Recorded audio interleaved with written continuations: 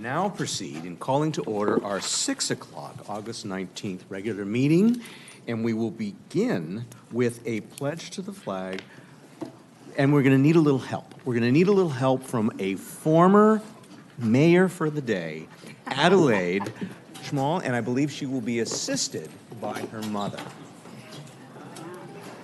No, come on down, we're going to... Right up here.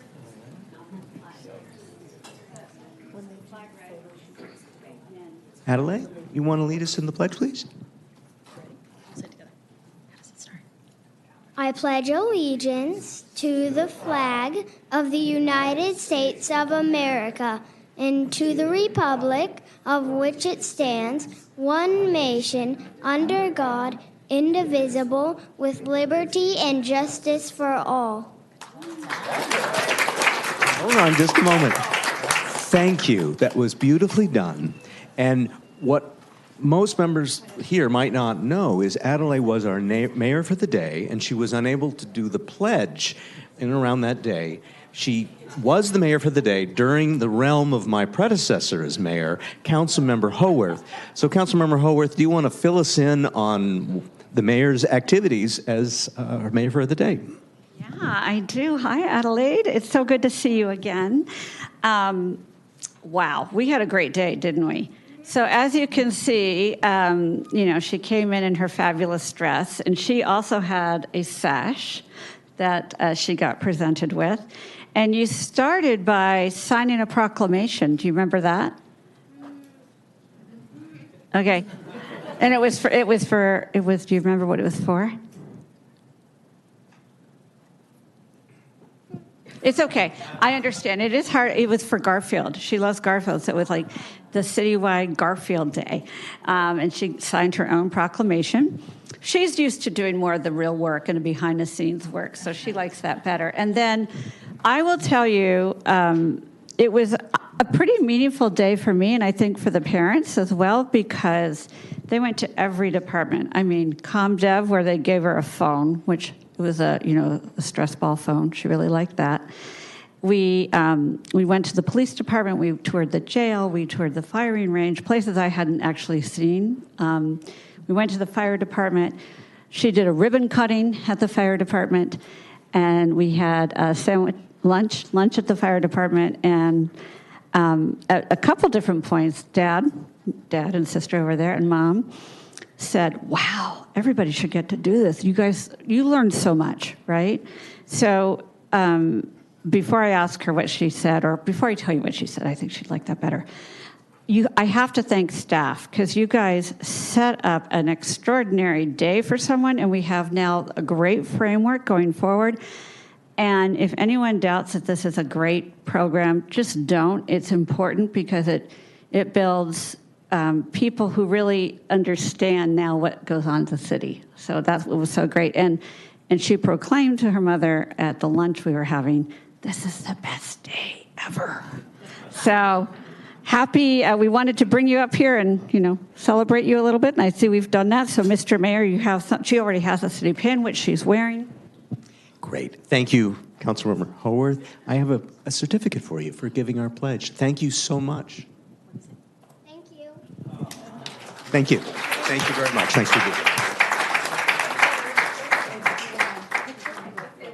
Can we get a quick picture, please? Bring Dad and sister up, too.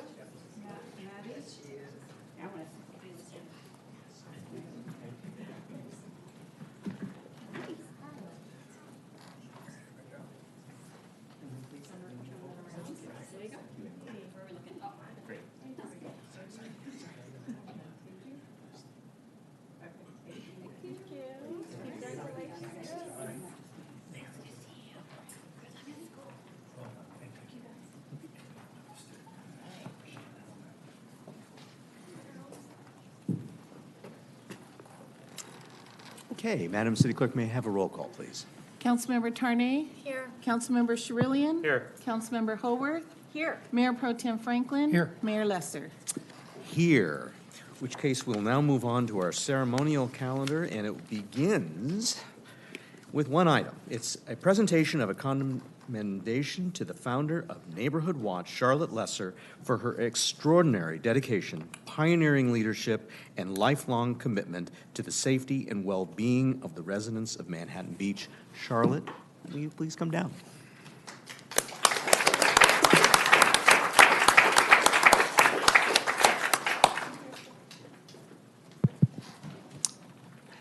Charlotte, nice to see you.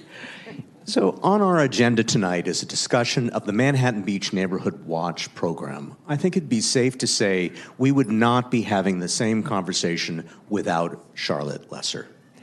45 years ago, Charlotte co-founded Neighborhood Watch during very different times with regard to property crimes in Manhattan Beach. One report indicates that there were, I think it was more than 100 burglaries per month in Manhattan Beach. Charlotte got together with other volunteers and formed Neighborhood Watch to support our police department, to better inform neighbors about best practices, about how to protect themselves, and most importantly, to organize neighbors amongst themselves to work together to protect themselves. The driving force over 45 years as the director who interfaced with the police department, who organized volunteers, and made volunteers feel valued was Charlotte Lesser. She was the director for 45 years until earlier this year. This council has honored Charlotte over the years for different aspects of things that she's done for our community, but tonight we take a moment just to look at the totality of Neighborhood Watch and what it's contributed to our community, built our community, really thanks to work that Charlotte has done. And tonight we'll have an opportunity to build on what she started. So Charlotte, on behalf of the City Council and the city, thank you. Yeah.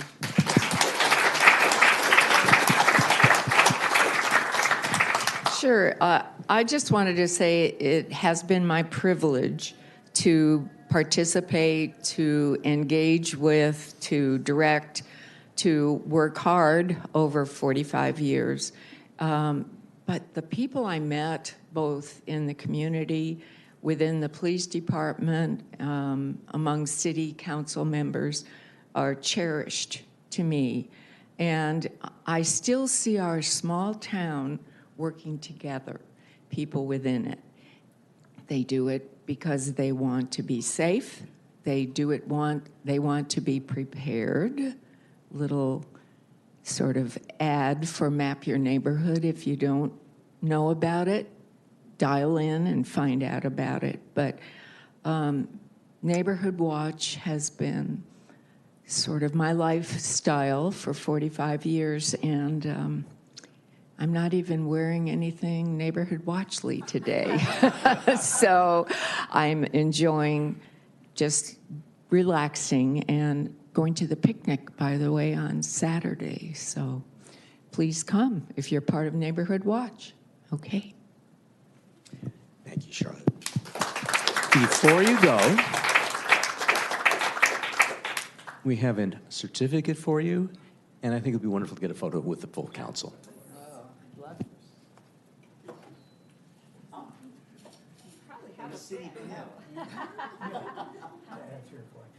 No, I only have one and it fell off, but I had it on. So thank you. For 45 years, you Just in case.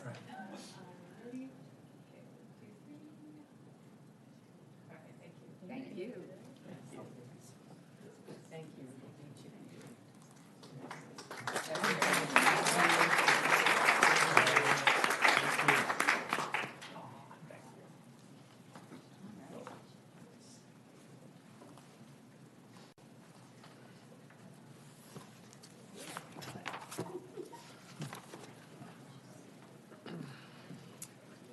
Okay, with that, we'll then move on to E, approval of the agenda and waiver of full reading of ordinance. And I wanted to share with council colleagues that I will be pulling item number 4, the city council agenda assignments, from the consent calendar. Is there a motion, and would any other council member like to pull an item? You know, I made the motion, but I really should make sure that nobody else wants to pull anything, because I know sometimes we move a little quickly. Yeah, okay. Oh, no, Hearing none, then your motion would be? To move approval of the agenda with the fact that you're going to pull item number 4 on Great, and I consent. see that's been seconded by Councilmember Tarnay. We'll have a vote, please. Oops. Mine's not showing up. Yeah. I think we're going to need a voice vote Yeah. because we're Okay. having technical issues. Councilmember Tarnay, Yes. Councilmember Sherillian, Yes. Councilmember Haworth, Yes? Mayor Pro Tem Franklin. Yes. Mayor Lesser. Yes. Motion passes 5-0. Thank you. We'll now move on to item F. This is an opportunity for city council and community organization announcements of upcoming events for up to 1 minute per person.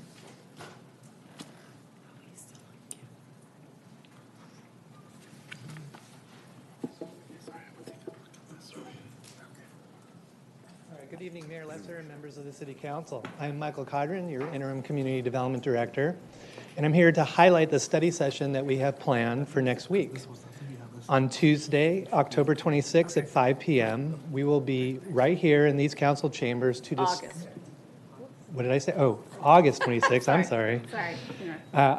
August 26th at 5 p.m., we'll be right here in the council chambers to discuss Project Pulse. Project Pulse refers to the public outreach we are performing now to make sure staff and city decision makers get a clear read on the pulse of the community before major decisions are made on 2 public properties, Parking Lot 3 and 400 Manhattan Beach Boulevard.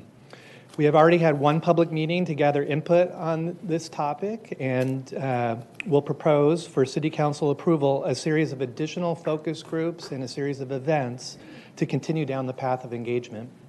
These properties create an amazing opportunity for the city to improve parking options, generate additional revenue for important city services, and continue the tradition of high-quality developments serving residents and beachgoers alike. So we are asking the community to join us and provide you with their input. Again, the meeting will be held 1 week from tonight. It's 5 p.m. on Tuesday, August 26th in the City Council chambers. Thank you. Thank you.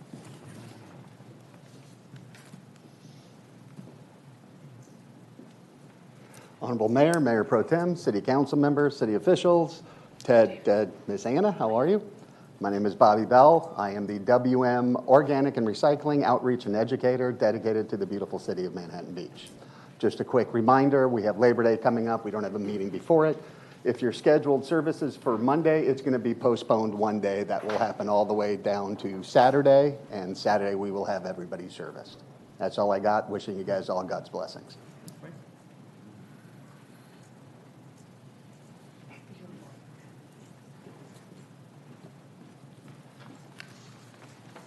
Good evening, Chief. Good evening, Mayor Lesser and members of City Council. Rachel Johnson, your police chief. And I just want to talk a little bit about some coyote sightings that we've had an uptick in recently in the city. Year over year, from July of last year to July of this year, we've had 5 confirmed predations, which means we were able to confirm that an animal was taken by a coyote and consumed. We've had 21 unconfirmed where we suspect that's the case, but we can't prove it, and 128 sightings in the past 12-month period. Our parking and animal control section has been really engaged on coyote management and educating our community to manage their yards and things like that to make things less hospitable for coyotes. This time of year, it's very typical that we receive an increase in reports on coyotes. Specifically, we had a female with 2 younger pups, one of which is deceased now. They've been running around the area, if you will. They don't live in the city, but they frequent the city, most specifically the northeast corner of Manhattan Village and the golf course. One of our lead ACOs, Sal Buenwastro, has inspected the area, monitored their behavior, and tested their response to hazing. These coyotes display an appropriate fear of humans, and they retreat when hazed. There hasn't been any concerning behavior observed, aside from them appearing comfortable in the area due to some significant overgrowth on both the village and golf course properties. ACO Buenwastro and Code Enforcement Officer Taylor have coordinated with the village HOA and the West Drift Golf Course to emphasize the importance of reducing overgrowth and removing potential attractants. A Zoom meeting with the HOA for the village is scheduled for tomorrow evening to discuss this further, and the new general manager at the West Drift has requested a walkthrough to help address concerns. During our patrols of our animal control officers, we've engaged with a number of residents who don't seem that concerned about the coyotes, but do inform us of their sightings either via dispatch or go reach service requests. Some residents have reported hazing them, as we often encourage them to do if they see them, and the majority agree that landscaping and other things that allow them to travel and hide should be trimmed back in order to make it less hospitable for them to be there. We also have spoken to a number of community members on the phone and responded to concerns that we receive via GoReach. We haven't located any dens in the city limits, but there are areas where we've identified that coyotes rest or pass through, but we haven't found any place where they actually live in town. So we continue to push on all cylinders on the coyote issue because it's evergreen and it's cyclical. And this time of year when the pups are learning how to, adult, if you will, if that's what coyotes do, we obviously see them more after they've come out of their dens. And so we anticipate for continued sightings for a little bit longer this year. On the table at the top of the stairs next to the agendas, I put out some of our coyote flyers that we do hand out when we have sightings or confirmed or unconfirmed predation in an area. Just some tips on how to keep coyotes wild and not get them used to people, and what you can do and how to contact the police department. So with that being said, if anyone needs a flyer, there are a stack of them at the top by the agendas. You can also request them from the police department, and we're happy to have one of our animal control officers talk to any community members about coyotes and look at their area and see if they have any attractants. And that concludes my remarks. Thank you. Yep. Are there any, yes? You wanted to say something about Did the you chief? want to say something to the chief? Yeah, sorry. Excuse me, just one moment. Chief Johnson, Mayor Pro Tem Franklin, Councilmember. did you want to have a question? I for was the just chief? going to add, and maybe you were going to say the same thing about in the New York Times. I don't know if you all read, but there's a couple, a coyote couple living in Central Park that they've nicknamed Romeo and Juliet, and they have a very different. There's this whole article about how lovely and wonderful they are, and look at their love story, and look at them in the spotlight. And I was like, this is not the same Manhattan, So it was. And, they eat a lot of rats, and, they're, so they don't have to, anyway. Notwithstanding Yeah. Mayor Pro Tem Franklin. that nice story, Romeo and Juliet. Chief, can you set residents' expectations in terms of trapping, euthanizing, what other resources, how many animal control officers do we have, the team? Certainly. So we have 3 officers who specialize in animal control at the police department. They are community services officers who have an ancillary assignment to work animal control. We generally have animal control coverage from about 5 a.m. to midnight every day, and all of our community services officers are cross-trained to some degree in animal control. The very basics of animal control: hazing, getting an animal, an animal at large who's run away from home, corralling them, getting them to safety. They're all of our CSOs, and we have 12 of CSOs total, are all trained to a basic level with animal control.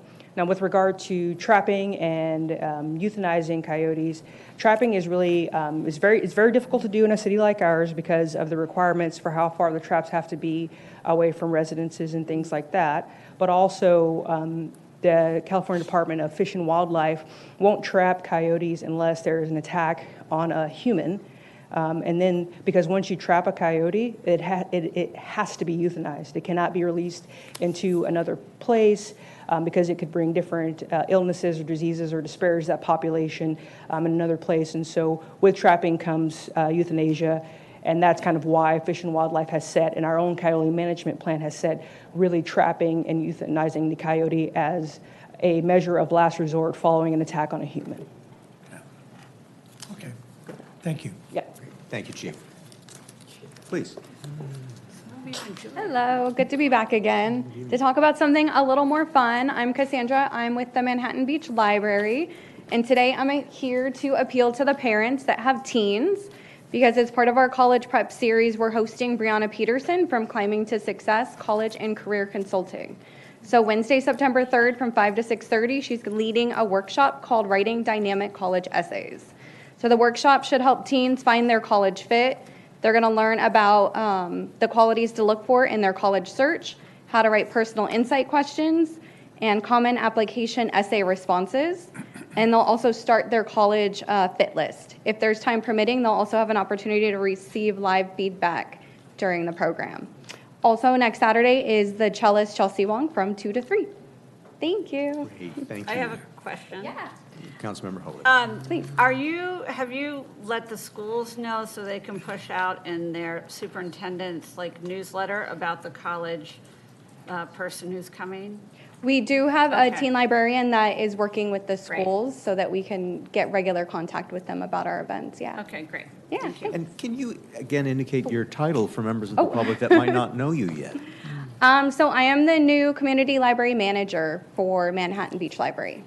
Welcome. Josh went to another branch, so yeah. Okay, glad you're here. Thank Nice to meet you guys. Before I turn to my council colleagues, are there any other announcements before we get to public comments in chambers? Yes, my name is Ray Joseph. What I wanted to announce is this Saturday at 9 o'clock, right where the Strand meets, Manhattan meets Hermosa, right above the 90210 house. There's going to be a protest over SB 79, probably last about 30 minutes or so. SB 79, the high-density housing and all the other things are being pushed forward. They're taking over our neighborhoods. We wanted to get people out there to, get their message out there. There'll be people from Manhattan and Hermosa and maybe a couple other cities that stop by. But we just wanted to let people know, and that way they can alert, their assemblymen and whatnot. So, thank you. Thank you. Are there any other community announcements in chambers? And before I go to my council colleagues, let me check on Zoom. Are there any announcements on Zoom? Yes, we have Culture Club South Bay.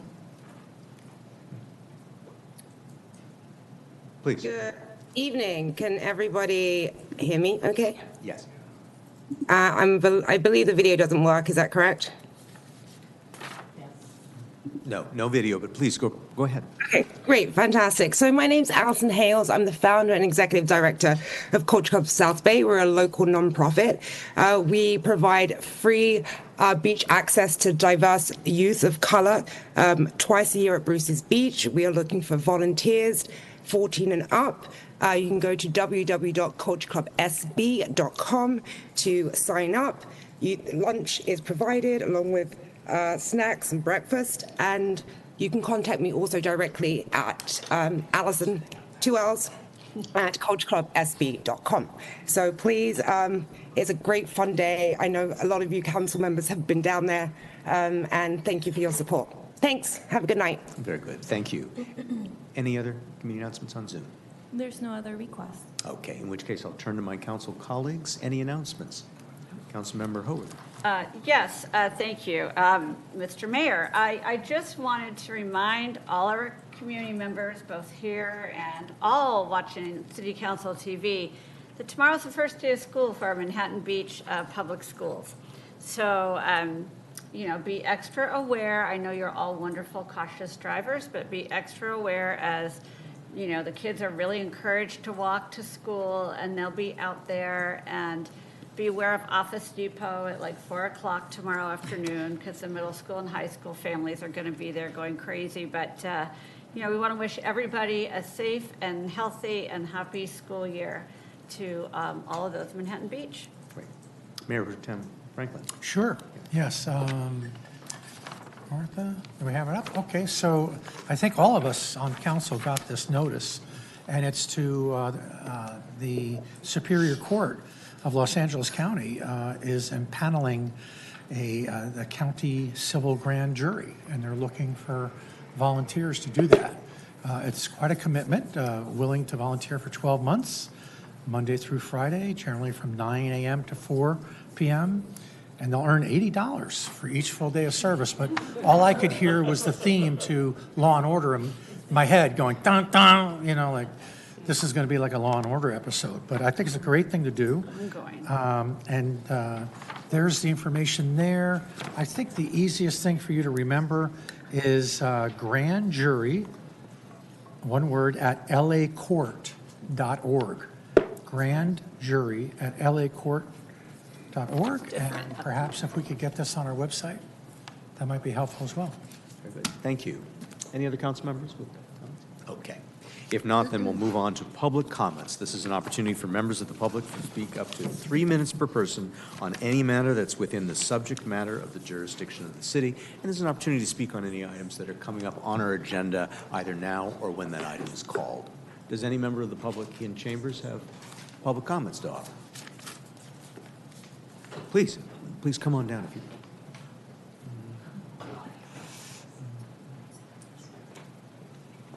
Hi. Hi, welcome. My name's Hillary Skinner, and I live at 1736 2nd Street. And a bunch of my neighbors are here in the 1700 block. We have a speeding problem on our block, and because people race to get the light at Aviation. And this last weekend, there was a very bad crash on our street, and it's not the first time that happened. My son, a couple of years ago, was crossing Aviation, and he got hit by a car and went to the hospital. And we're urging you to, my neighbors and I are urging you to, monitor the street and see what you can do about the speeding problem so that there's no more serious accidents that happen or worse. And it would be a good revenue generator for the city because there's so many people that are driving so quickly. And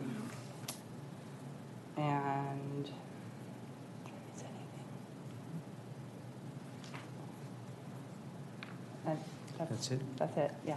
Thank you for your Okay, comment. thank you. Thank you.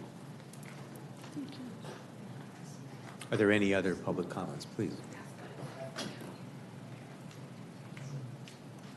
Good evening, Council, Mayor. My name is Peter Kim. I am the owner of Sloopy's Beach Cafe in North Manhattan Beach. I'm here to speak to you regarding item number 15, which is advised by the Cultural Arts Commission to remove the surfboard structure, the sculpture that was put up last year.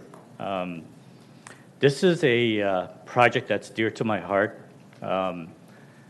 It took us, and Councilmember Sherwood will testify, 8 years to get this structure up, starting in 2000, I believe, 17.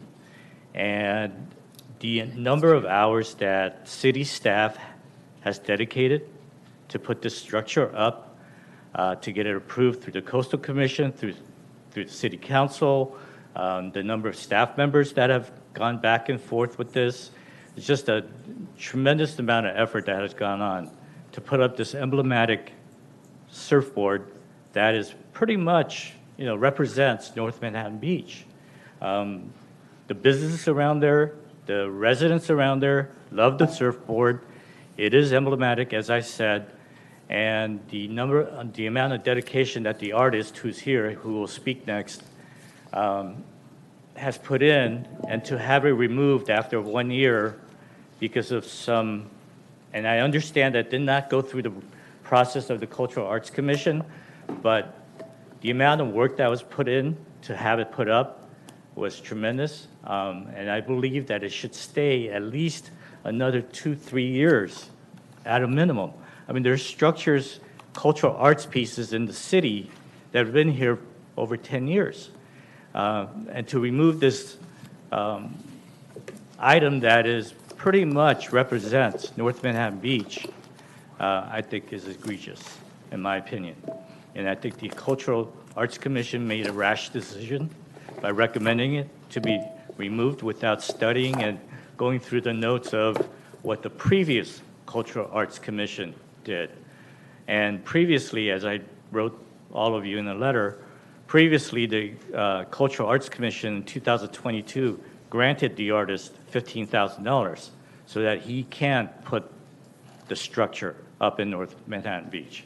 So I don't know what the thought was going into. I do know what the thought was, but I don't know the rationale of not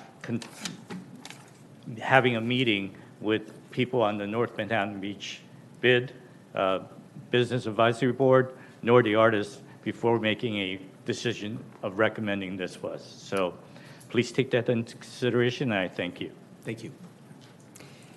And let me just indicate again, you're welcome to speak now, but if you speak now, you won't have a chance to speak when we call up the item, which will be, we have a relatively short agenda tonight in a little bit, and that might be the appropriate time, but it's your choice.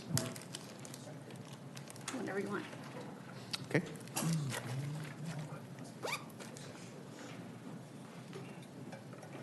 Hello, council members, Mayor Pro Tem Franklin. How are you? My name is Damacy Parham. Hello, everyone. I am the sculptor who constructed Ascension. It's made of stainless steel and aquamarine quartz from Brazil. It's a loving gift that I donation lease that I did for the city of Manhattan Beach. It was a process that I went through when I was healing from my brain tumor. I didn't want to kind of stick on being sick. I felt like I could do something that could take my mind off of being sick and construct something that could be of use to the public and people in the future that can look upon that structure and say, you know what, maybe I'm sick, but I could do something bigger and better than where I am now. So Ascension represents that.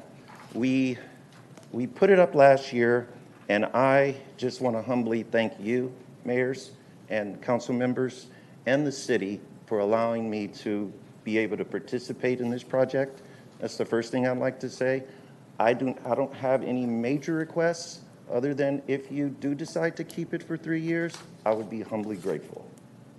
That's pretty much all I'd like to say. I did request for if there was going to be like an extension of a 3-year, that there was a stipend associated with it, because I do incur costs monthly.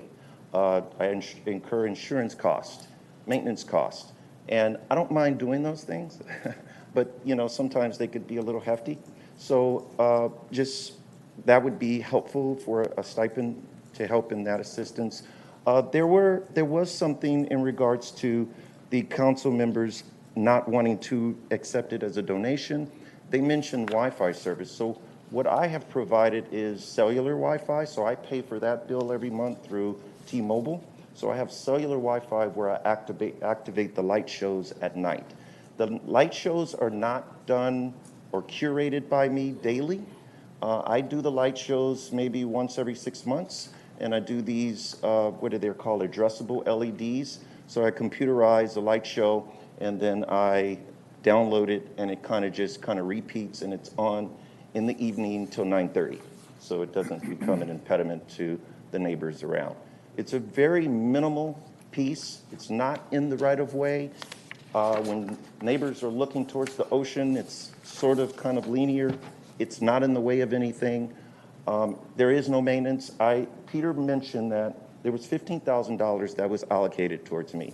I have not called the Art Commission for any of those funds at all, for any type of maintenance whatsoever. So I just want to say thank you again, and I appreciate you allowing me to come up. Great. Thank you. Is there anyone else in council chambers who'd like to offer a public comment? If not, is there anybody? Yes, we have one more, please. Good evening. My name is Steve Lau, and Hope Council, Mayor Pro Tem. Thanks for the opportunity. I just really want to add to my neighbor in regards to the request to consider traffic abatement issues on 2nd Street.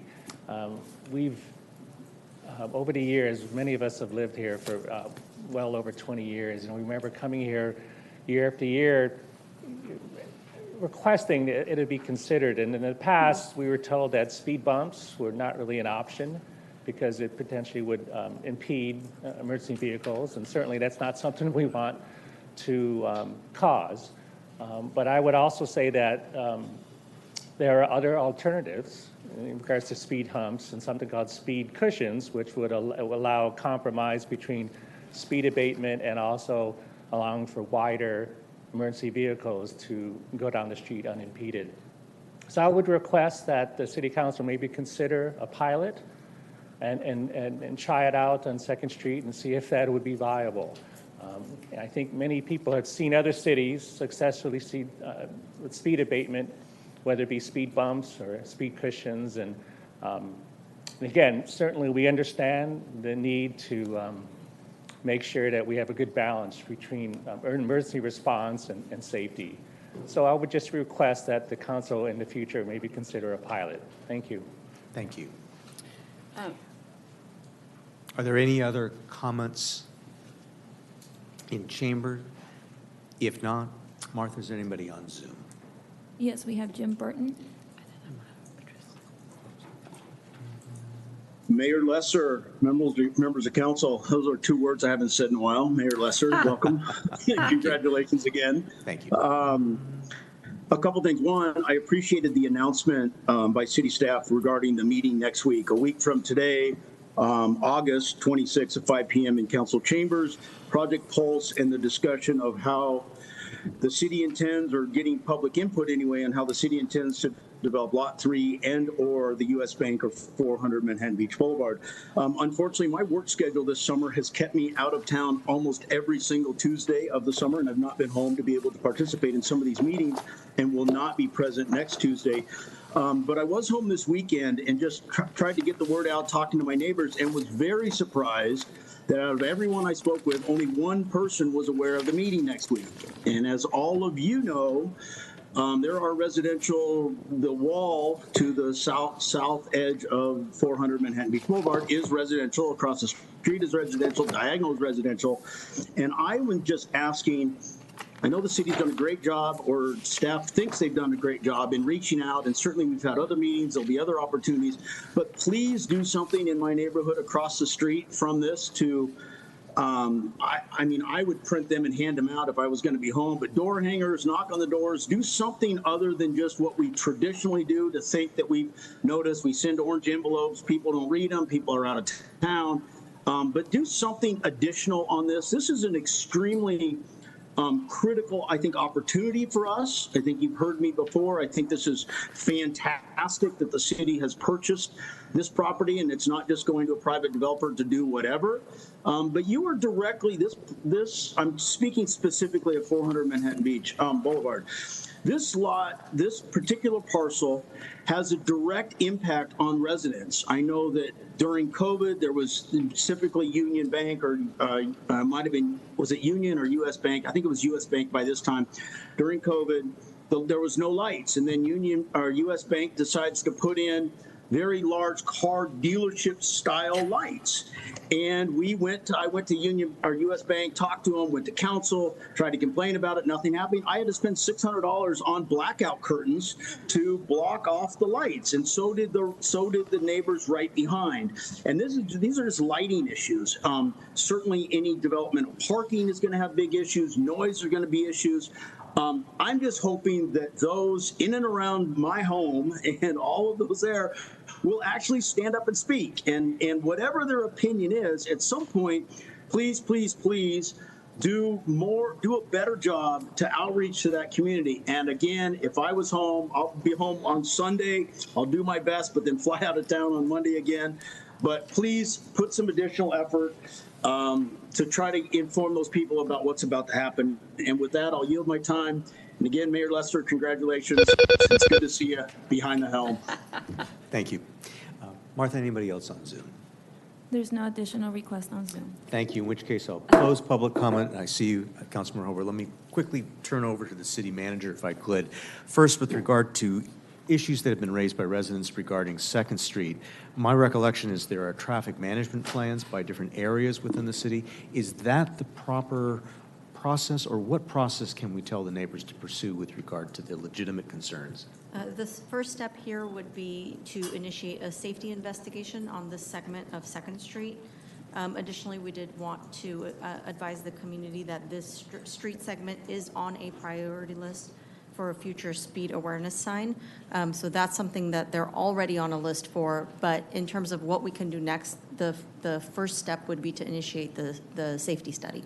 Okay. And I presume the residents could provide information for their email addresses to you, and you could delegate that to a staff member. Correct. Be in contact with them. Correct. Thank you. The second issue that was raised with regard to noticing for the upcoming study session, and I just wanted to confirm what methods staff is looking to do to ensure that members of the public and those that live close to these properties are aware of this meeting? I can call our interim community development director down to discuss with the council as to what we have done for this and what the possibilities are for upcoming meetings. Thank you. All right, so outreach has been done for this meeting in terms of social media and communications with people on our interest list. We have not done any direct mailing notifications, but just in speaking with Planning Manager Feinstone, in advance of this meeting, we can get out a notification thinking about 300 residents within 300 feet of both properties. Great, thank you. Councilmember Horwath, did you have a follow-up? Yeah, I actually have a follow-up for both issues that you just raised. One, is it too late, or can we put or did we put an ad in the paper as well as social media? Yes. Okay, thank you. And then I'm glad you brought up the traffic issue. I'm good, we're good. Because I was going to point out to the residents that, we don't offer any solutions when you come up to public comments, right? But we could also, at the end of the meeting, we may, in addition to the staff direction, we may give direction that it come forward on a future agenda. So I just wanted them to understand that, we hear you, but we're not going to say anything right now. Like, yes, do that. You hear that it's on a priority list, but at the end of our meeting, we may direct more. Great. So. Thank you. Any other council member questions? Please, Councilmember Sherrod. Mr. Michael. Sorry. It's okay. I didn't want to tell him this. No. So just again, going with Project Pulse and the communication, I mean, this is one of the most important topics that we're going to have in the short term here in the near future. What type of mailing will you do? Is it going to be those small postcards, or is it going to be the orange envelopes that says important city information, just to get their attention? Because we don't want to miss an opportunity with a project of this magnitude of notifying those residents that are adjacent to that property at 400 MBB. Sure, and I'll consult with staff to figure out what's logistically what's possible with the time frame that we have. But I also want to highlight that part of the presentation at the study session will include the entire community outreach plan that the council will be able to direct staff to pursue. That could include specifically a focus group, with residents in proximate to these properties. And so there will be a number of options over the next, approximately year, where the city will be doing outreach according to the schedule that the council will see and adopted with the financing of 400 Manhattan Beach Boulevard. Okay, appreciate it. Any more council member comments? Yeah, no, I do. A couple more, if you may. This last weekend we had, not for you, Michael, thank you. This last weekend we had the 65th annual Manhattan Beach Open, and I've been to, so many of these over the last 30 years, and I just want to commend the outstanding efforts and the teamwork put forth by our city staff, public safety, both police and fire were present, public works, of course, Director Lehman and Rec Manager Archie Sherman were there, hands-on, crossing every T and dotting every I on the spot. It was really well done. I can't hear of any incidents, and we had first-time champions Buttinger and Evans for the men's, and repeat champions for Nuss and Brasher on the women's side. So congratulations to everyone that put that event together. It was really well done. The one other item I wanted to bring up is, I know we had an item with consent item number 6, the city's legislative positions. I did not pull that item. I did want to mention that SB 79 is scheduled to be heard in the California Assembly Appropriations Committee tomorrow. So if you have any say, if you want your input, contact your senator or assembly member to provide your input, as this bill is moving along rather quickly, and you want your voice to be heard, you have to call your senators and assembly members that are your voices up in Sacramento. That's it. Any other comments or questions? All right, with that, then we will move on to the consent calendar. Is there a motion with regard to the consent calendar? I see there is a motion by Councilmember Haworth. Let's see what the motion is. I don't approve, no. I move approval with, I believe, the exception of item number 4, correct? Correct, and I see that's been seconded by Councilmember Charnay. Any other comment or discussion? Seeing none, call for the vote. Oh, good, it worked for me. Motion passes 5-0. In which case, we will now move on to the item number 4, which has been pulled from the consent calendar.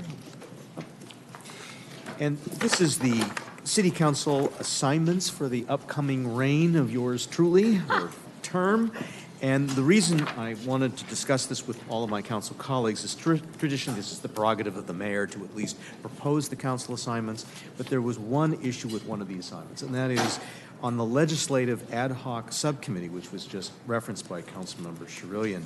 I had indicated that Councilmember Haworth would stay on with me, mainly because we had several meetings related to housing with our state legislators, particularly Senator Allen, trying to look at various legislation that might be carried to address some of the challenges our community is facing.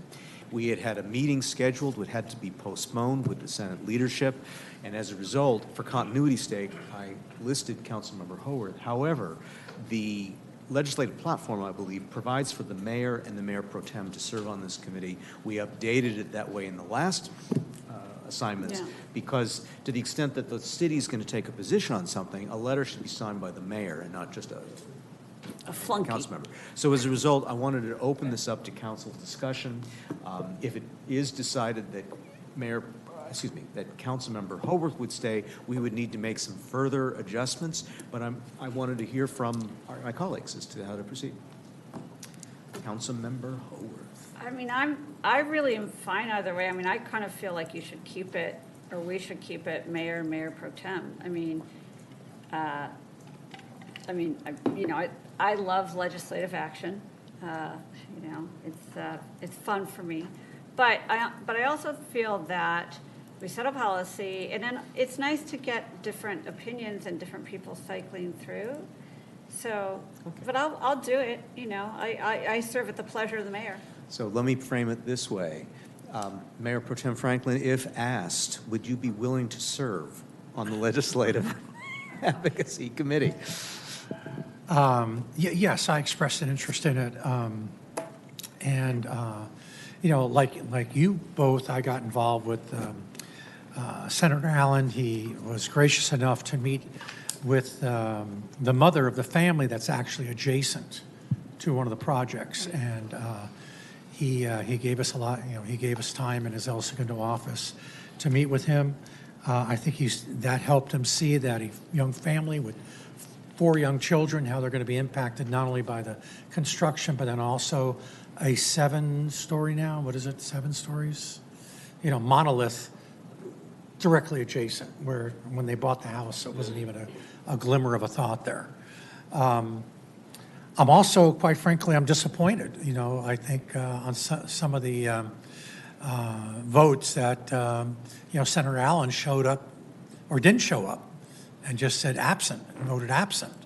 So I would like to maybe be there to provide an extra push to not be absent for these votes that have such an impact on all of us and all the quality of our lives, not just for the residents that are there, but for future residents, because some of these buildings are being built beyond what we as the city had thought was safe on a very busy thoroughfare, Sepulveda. So would really like to see, greater advocacy for the coastal communities that Senate district represents. And then there's also the reality that he's termed out, and not sure if he's looking for other avenues to explore for elected office. So anyway. Any questions by my council colleagues before I open up for public comment on this item? Okay, in which case I'll open this item up for public comment. And chambers care to address this item on council assignments? Seeing none in chambers, is there anybody online that would care to speak on this? No request on Zoom. In which case, we'll close public comment on this item. What I would propose is that we adopt the assignments subject to the one change, which would just revert back to what has been the presumption of what was in the last rotation, where it would be the mayor and mayor pro tem assigned to the legislative ad hoc subcommittee.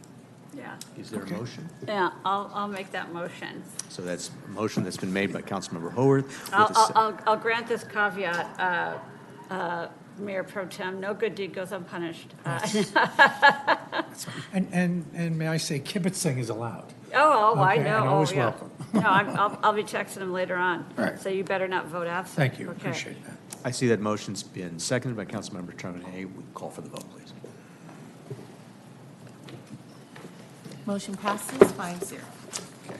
In which case, we now move on to our regular general business, starting with item number 14. It's a consideration, let me pull this up.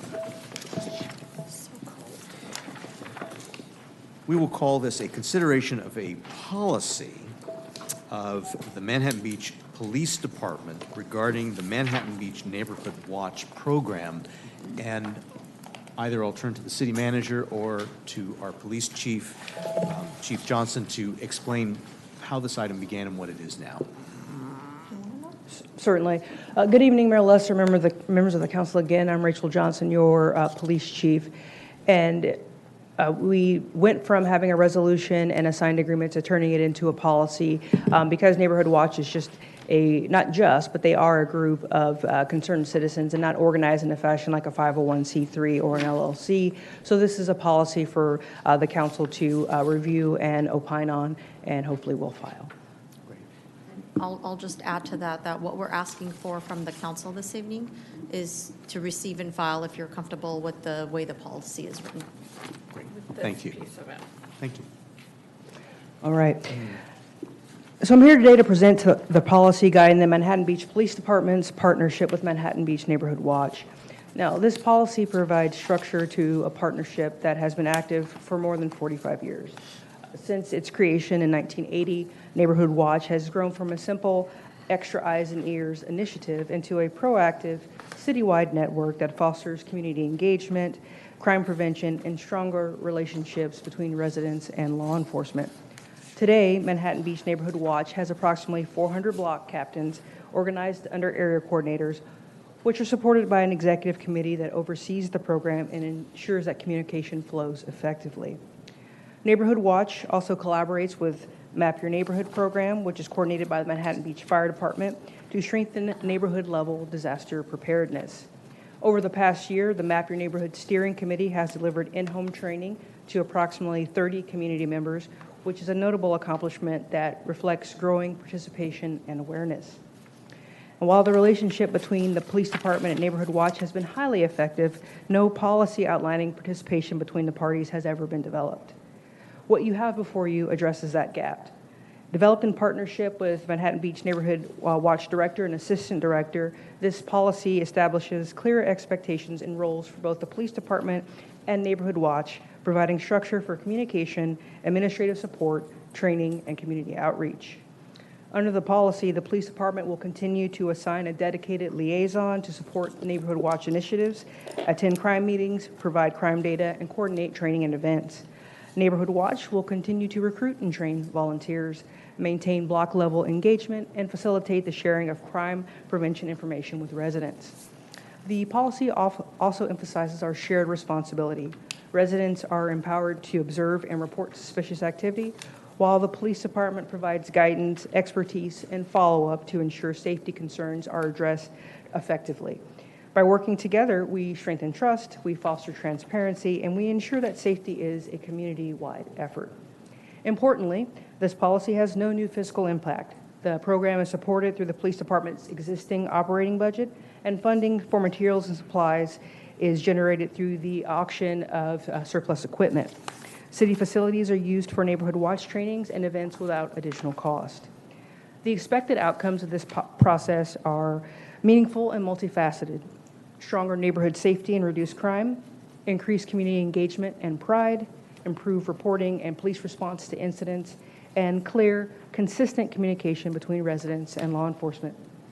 Ultimately, this policy allows us to formalize a partnership that has already proven successful and ensures its continuation into the future. It reflects a shared commitment between the police department, Neighborhood Watch, and our residents to maintain a safe, connected, and resilient Manhattan Beach. As the city manager stated, our recommendation here is that the city council receive and file this policy.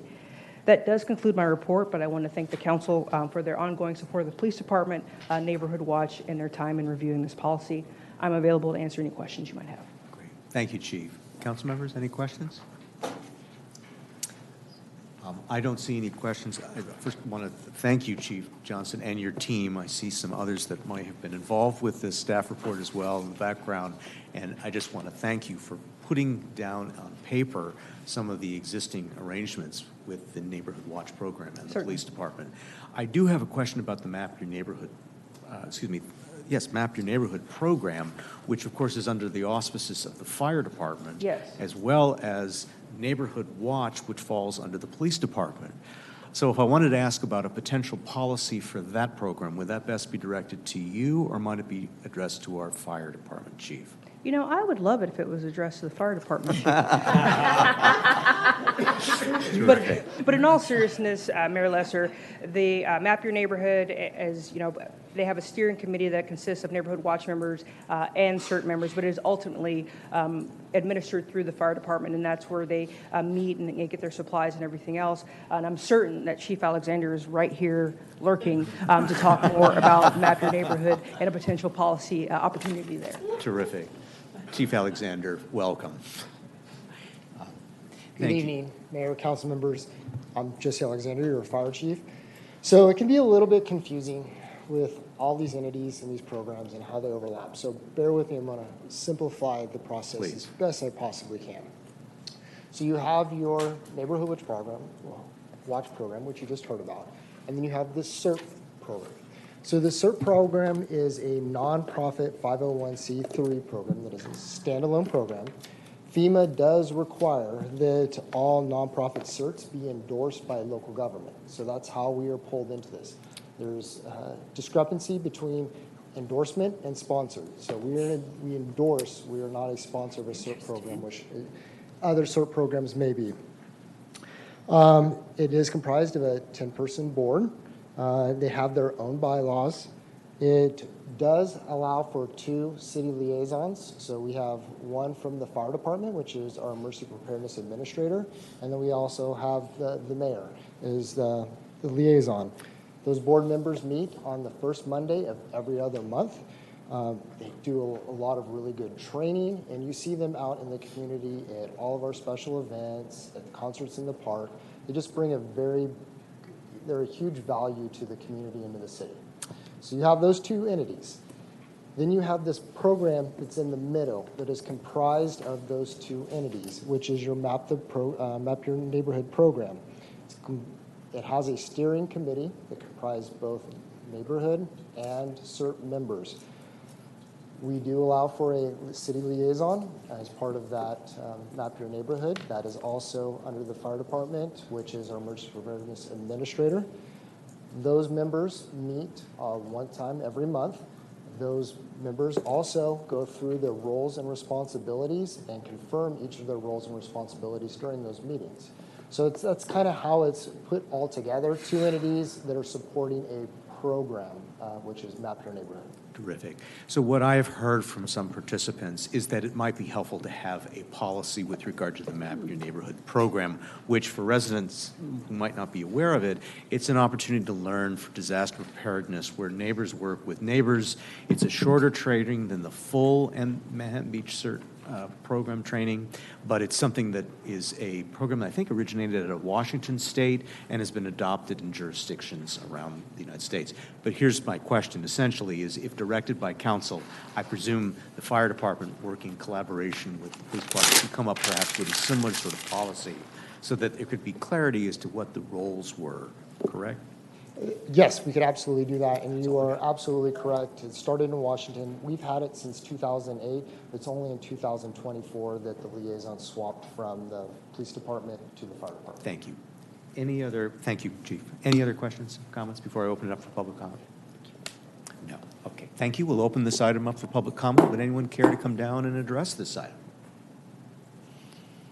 I recognize it's not too terribly controversial, but if anyone has any further thoughts, comments, if not, I'll ask on Zoom. Martha, does anyone care to address this topic? No request on Zoom.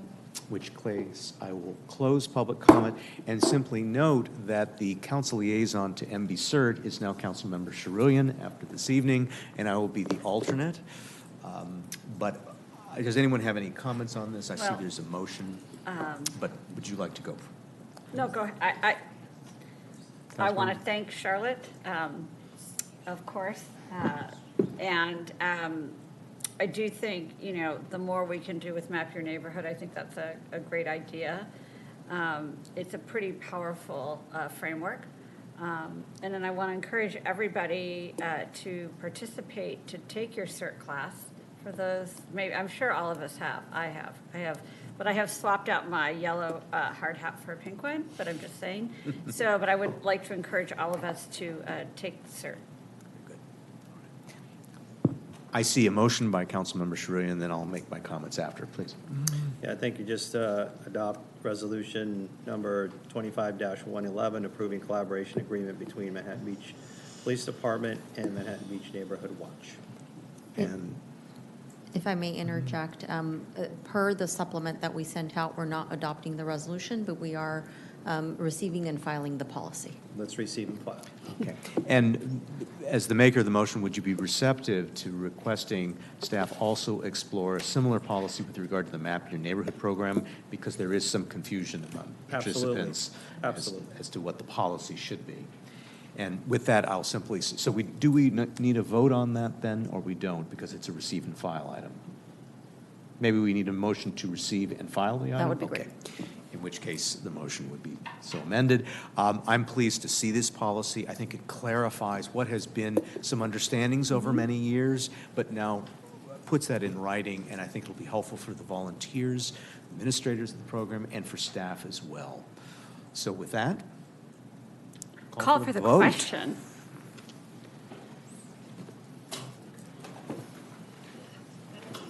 Motion passes 5-0.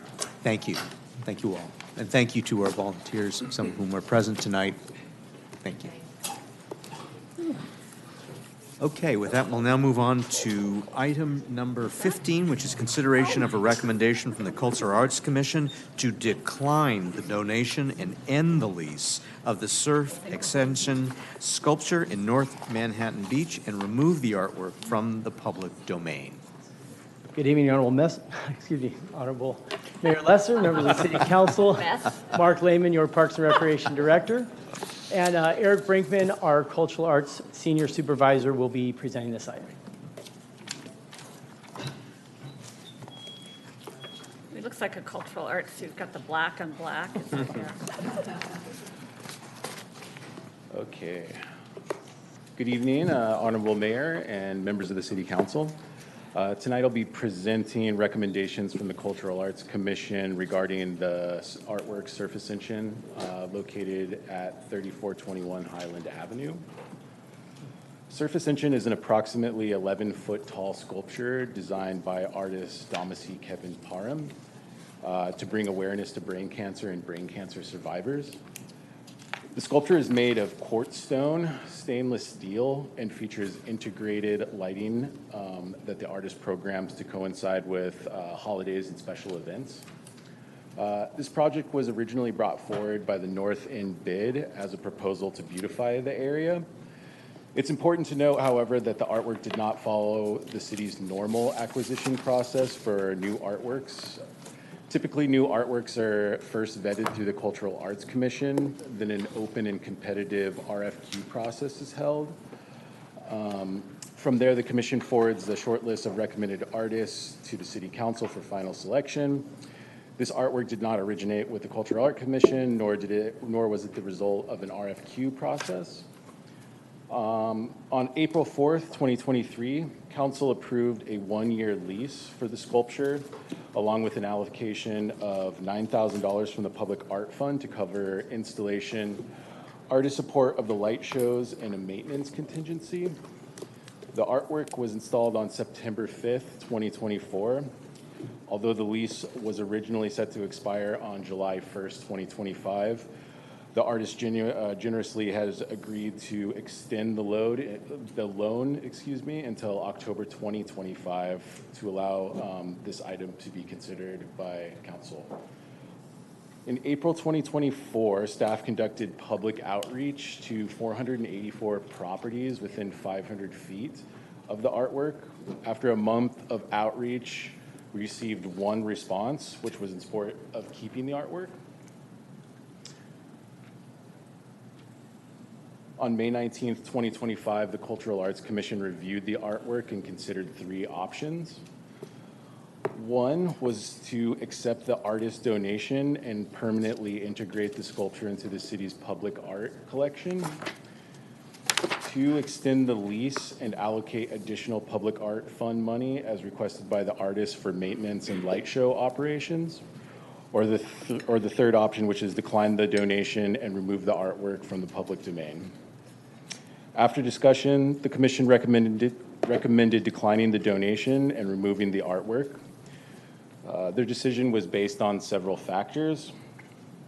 The first factor is just the nature of the quartz stone, which is not typically used in public art installations and isn't necessarily suited for the coastal environment.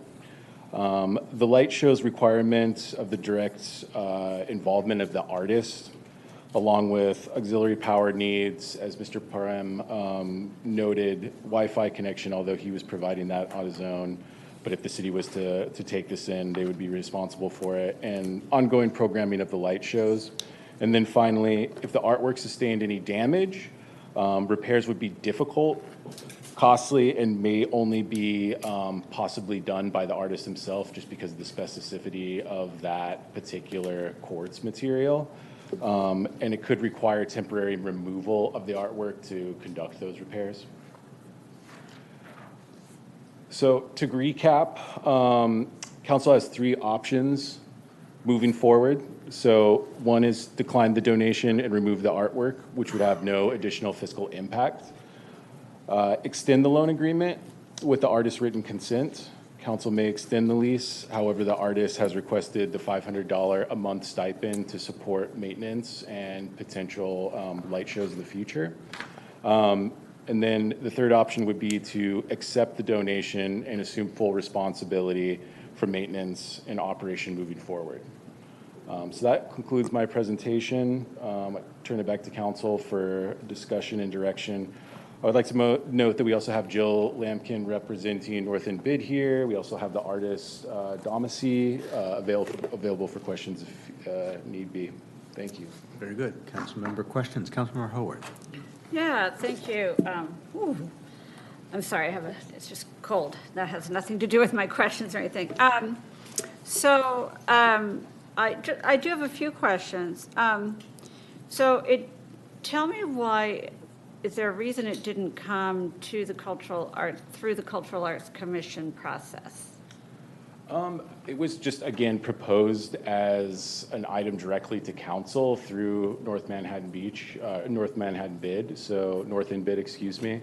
Yeah, it was just kind of proposed as a special project and wasn't ran through the traditional art process that we normally see. Okay, and why, so at some point, let me see. The artist represented that, and I believe him, that there was 15,000, that was allocated for the maintenance of the piece, and he hasn't gotten a stipend so far for the maintenance or for so per the contract, it was a $9,000 allocation. Okay, so there was an 9,000. honorarium for the successful installation of the artwork, which the artist was paid out. There's a maintenance contingency not to exceed $7,000, which the artist has not drawn on to date, but has been providing maintenance and light shows. And then there's $1,000 honorarium that will be awarded once the artwork is deinstalled. Okay, and at the time, and I'm assuming, remind me when it was approved by council? It was approved in 2023, April 4th, 2023. Yeah, okay, that was me. So tell me other public artwork pieces that we have. I mean, we have to pay maintenance costs. I mean, that's something that goes in the cultural arts, you know, when they're deciding, let's do this, let's do that, they take into consideration maintenance costs that will come out of the public art fund. And, you know, are there other pieces that also require $500 a month to maintain them? Where is that on the spectrum of? So we currently don't own any artworks that have sort of like an ongoing maintenance requirement or a contract with the artist to provide maintenance. It's just not a normal, practice we get into. And I'm sorry, thank you for your your indulgence, council colleagues. Refresh me why we chose 1 year at the time. Yeah, I believe it was a trial period just to see if any issues arose with this particular artwork, because there was concerns at the outset of maintenance issues. So it's more of a pilot. Okay, those are my questions for now. Councilmember Shuria. Thank you, Eric. Thank you for the presentation.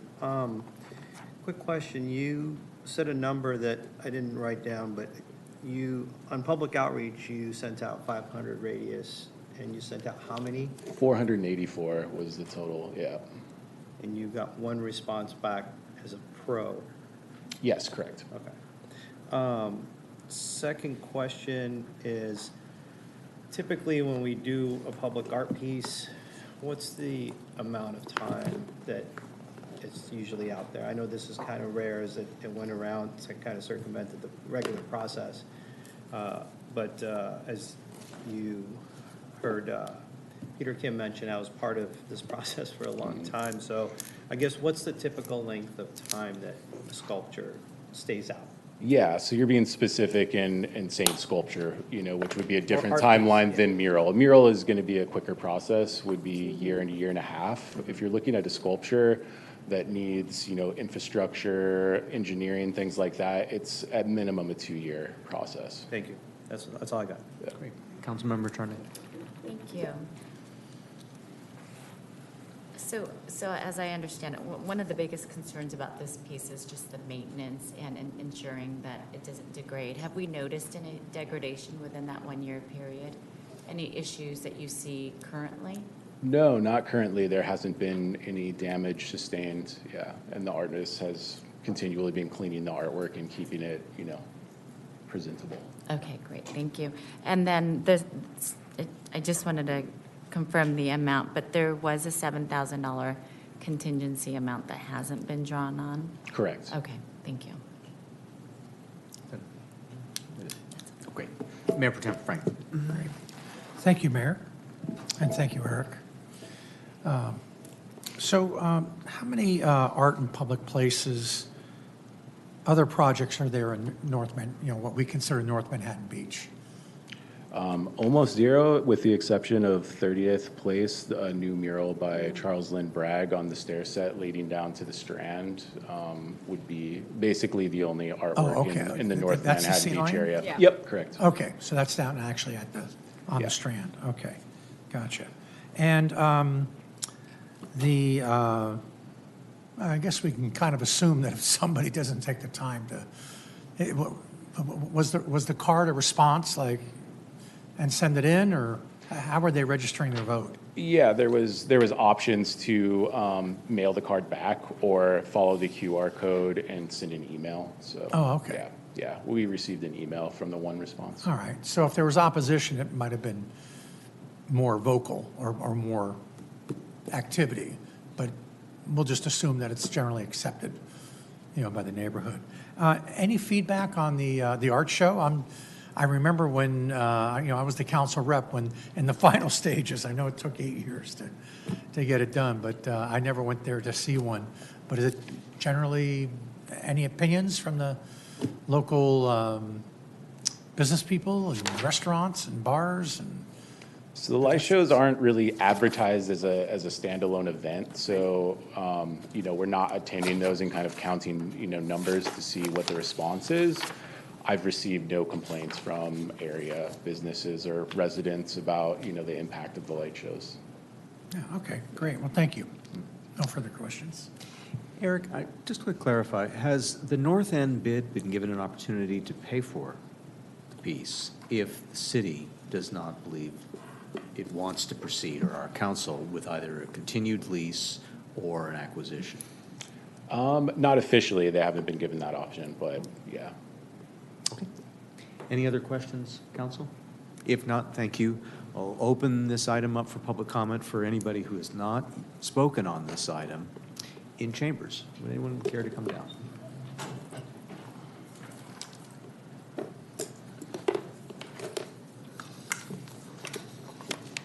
Good evening, Mr. Mayor, Council. Jill Lampkin. Oh, this is the first time I've said it. I work at the Chamber of Commerce in Manhattan Beach. I know there have been a lot of emails and questions and calls and everything today about all of this. The only thing that I can say consistently I've heard is everyone that I spoke to in North Manhattan would like to see it extended beyond this 1 year. Now, beyond that, I didn't have any formal conversations for how long would they be willing to pay, any of those questions which came up later in the day today. But I am absolutely willing to go back and talk to those people. But I do think that the general consensus is it's kind of a blighted corner, I mean, to be quite honest. And one of the things that came up at the first bid meeting, or the first association meeting I attended, was what can we do to spruce up that corner, and perhaps spending some funds from the bid to do some things there. In the meantime, it felt like this is the one thing that looks really nice there. And so if we could continue having that there, it would be important for the businesses. So that's, if there's any other questions, I will do my best to answer. Thank you. Thanks. Anyone else in council chambers that would like to address this? Seeing none, is there anyone on Zoom? Yes, we have Jim Burton. Good evening again, Mayor Lesser, members of council. I kind of want to echo what Jill just said. I mean, I think that I was at North End Cafe, I think whatever, last weekend when I was home. I like it. I think it's great. I think that the council has some difficult decision. I don't know the maintenance. I don't know who pays for it. I respect Director Lehman, and so if for some reason he feels that it needs to go for some reason, but I like it. I think it's a great piece. I think it sits and it's unique. I don't know how long you would extend it, but I think the artist at this point, just from what I've heard tonight, has been very willing and gracious to donate time and to do a whole bunch of things. If there is a way to maybe have Jill, who works at the Chamber of Commerce now, that's interesting. But anyway, just 2 cents. I like it. I think it's a great piece. Certainly serve culture works well. Thank you for your time. Thank you. Anyone else on Zoom? There's no additional requests on Zoom. Thank you, in which case I'll close public comment. I have a question first. Do other colleagues have questions? Go for it. So the question, I guess, would be for Eric, if I could, just to again distill what the costs are that we're talking about. And I don't recall if it's on one single slide, but maybe you know offhand. If the city were to purchase the piece, it would cost what? So for clarification, the artist is generously donating so we would just be incurring the potential maintenance costs, moving forward. And that's what I wanted to confirm next. So the ongoing maintenance costs are anticipated to be? It's to be determined at this point. We have a conservancy company that we're working with that is assessing our entire public art portfolio. So at some point, this artwork will go onto that survey, and then there will be a maintenance plan developed for it. So at that time, we'll have more of an idea what the ongoing maintenance is, but it's the unforeseen kind of, damage to the stone or something that creates the larger question mark. Finally, if it were to be leased, confirm what the current arrangement is if council were considering extending it. So again, the artist has requested a $500 a month stipend to cover the maintenance costs and then operation of the light shows as well. Okay, thank you. Any other council member questions? If not, thank you, Aaron. I'll open up to council comments. Let's see, Mayor Pro Tem Franklin, you're first. Yes, thank you. So this was a very generous donation from Dom. It helped him survive, or helped him with the survival, his battle and the survival with brain cancer by doing this work. You can tell he put a lot of effort into it. It's quality beyond my imagination. I know we talked about it for a long time, and then to actually see it, saw some photos of it being in process, and then, but nothing like it being up on that pedestal after solving the engineering problems. Thank you, Public Works, for your help there. But it's stunning. I mean, it's at the gateway to the, to the northern entrance to Manhattan Beach. It speaks to our watermen's, whatever you want, skills culture, surfing, the ocean, the color, the brilliance, the whimsy of the fact that it gets lit up at night and provides entertainment, I'm sure, to the delight, of all who see it. I also can appreciate the Cultural Arts Commission. They do a lot of work for things, and that this came outside that process. Perhaps we should have been more at the time on the ball with that in terms of getting it through that process. But let's deal with the reality. We didn't. The bid, the Business Improvement District of the North End saw it and wanted to get it. I'm looking at the numbers because we're all sorts of looking at the numbers, and the $18,000 over 3 years, if we do the extending the loan agreement with an $803,000 balance in our arts and public places, that's approximately 2%. And I think the fund gets replenished, city manager, at what rate? I mean, I know it's based upon the... Director Lehman has informed me that it varies. You can't hear you. Director Lehman has informed me that it varies. Right, but is it more than like 6,000 a year? I mean, do you have a scale? Because it's based upon a percentage of just commercial building permits? I believe it includes multifamily as well. Multifamily and commercial? Okay, well, it's getting replenished at a certain rate, but I think I can handle that. So just from a perspective. So I'm very much in favor of keeping it in place, whether it's through the lease or actually acquiring the piece. And I actually kind of wanted to hear from the artist himself as far as what he preferred on that. So Hear from the rest of our council colleagues, and the artist has already spoken once, so we'll need to get consensus if we would want the artist to be able to speak again. Council Member Haworth. Yeah, thank you. And I have comments that kind of contradict each other a bit. And none of my concerns or hesitations reflect any opinion about the piece itself. I do like it very much. So I mean, art is in the eye of the beholder, but just clear record, I like it. I just want the artist to know that. So, and North Manhattan needs art. I think that's, I can see how, they would want art there, and especially in that place. That it's a funky little place, right? It's this little corner, public right away on the right. It's a funky little place. Not just North Manhattan's a funky little place. Anyway, all that's true. However, I have real concerns, and I do appreciate, Councilmember Franklin, how you're saying maybe we should have pushed harder on it at the time, and I definitely agree with that, because in the background in our staff report it says the North Manhattan Beach Business Improvement District initiated conversations with the artist.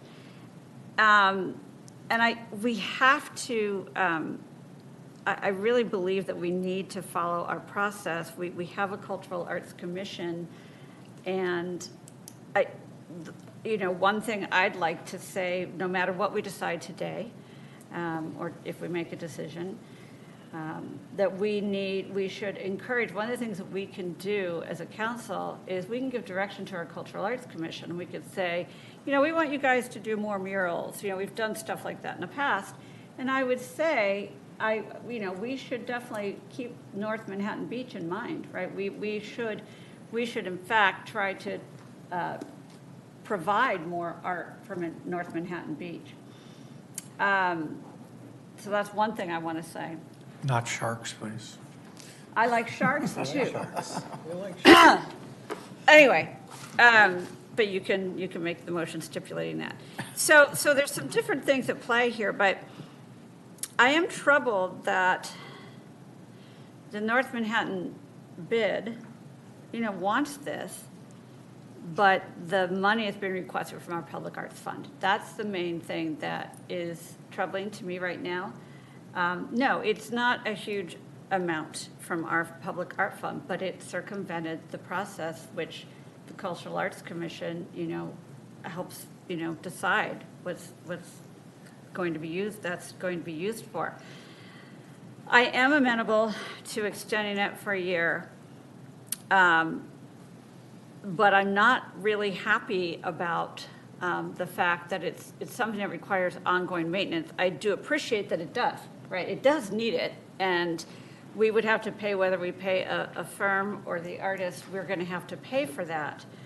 But that's a lot of money, and I $6,000 a year, what it's projected right now.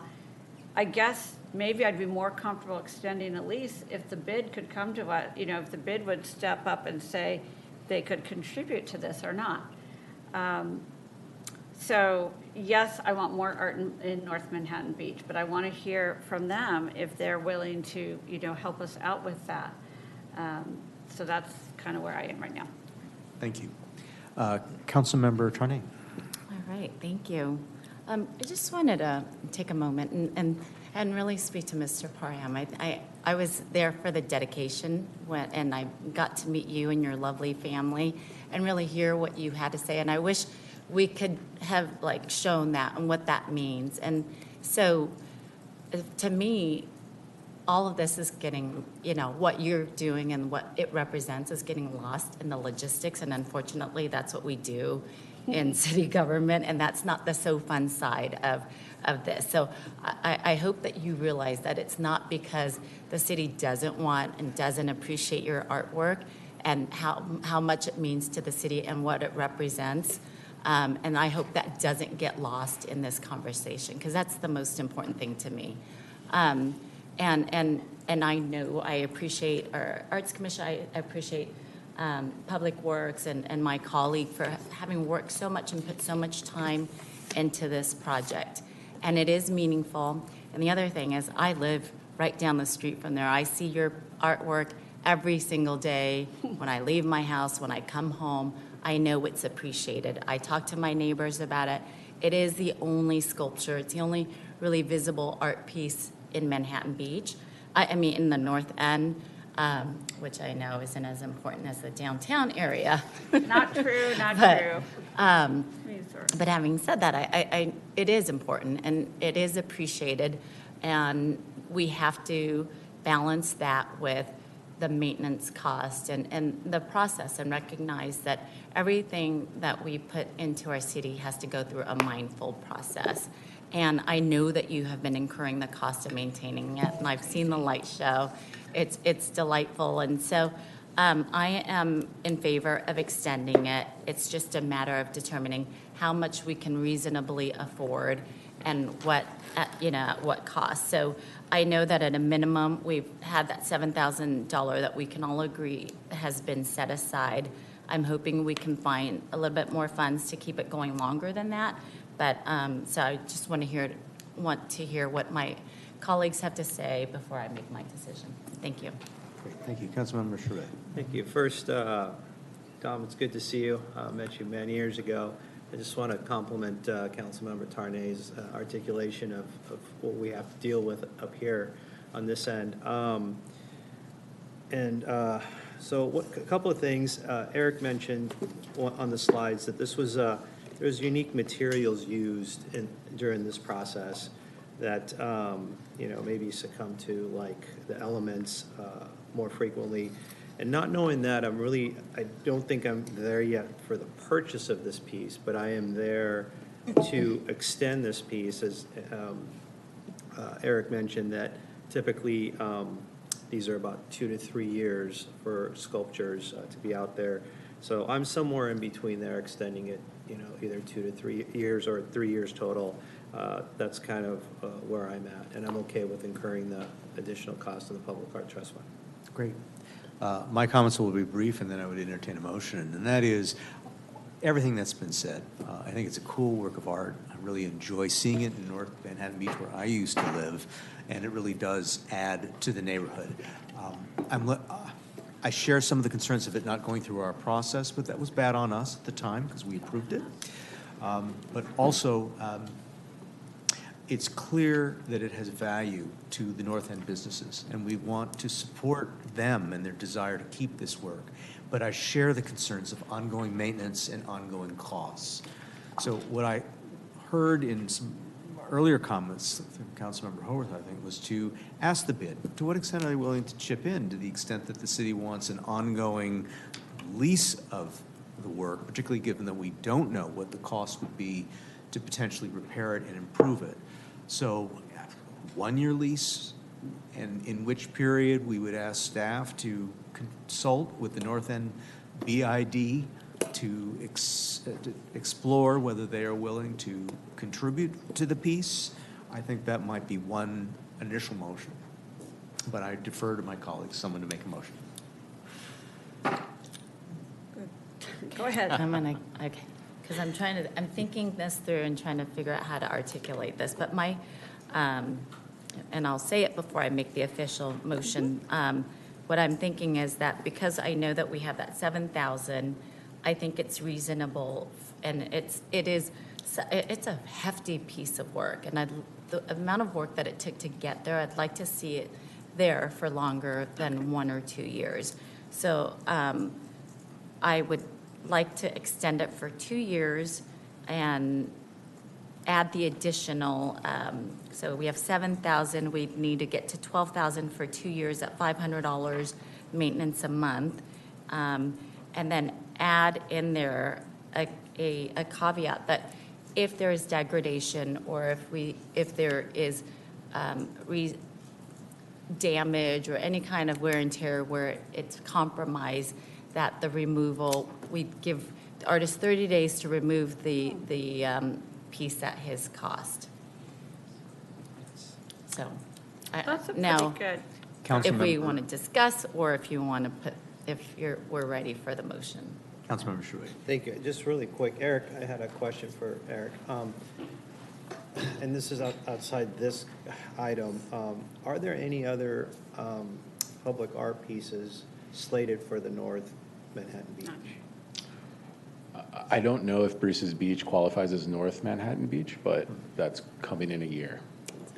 Yeah. Yeah, I don't think, I think that's outside the parameters, but thank you, that was my Yeah, question. otherwise, no. But a follow-up question.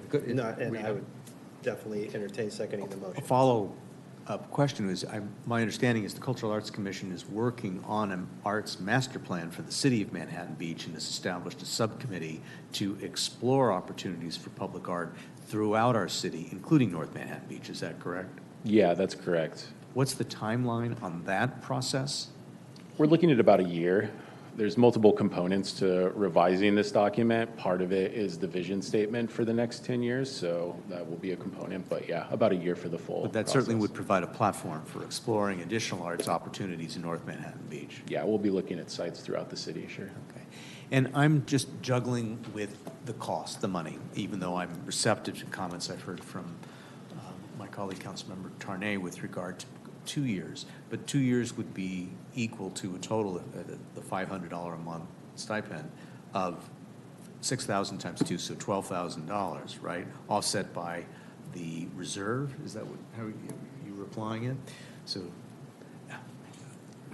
it seems like, is that a lot for a work of public art, which we're not acquiring? I mean, obviously, we benefit by not having the obligation for maintenance if there's a maintenance problem, but I'm just trying to put that in line with other works of public art we have in the city and that cost.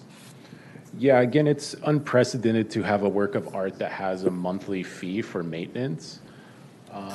Again, as part of the process of revising the current public art master plan, we'll be thinking a lot about what our maintenance plan looks like in the future. And, you know, there could be artworks that are put on an annual maintenance plan, but they'd be addressed annually. They wouldn't be addressed monthly. So that's just kind of out of normal practice. Great. I'm about to call my council colleagues, so I see push their buttons, but I'll just observe.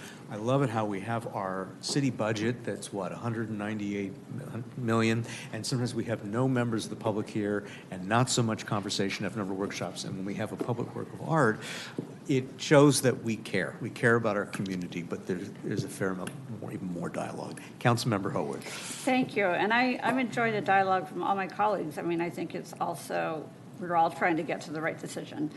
I mean, obviously, but still, it should be said.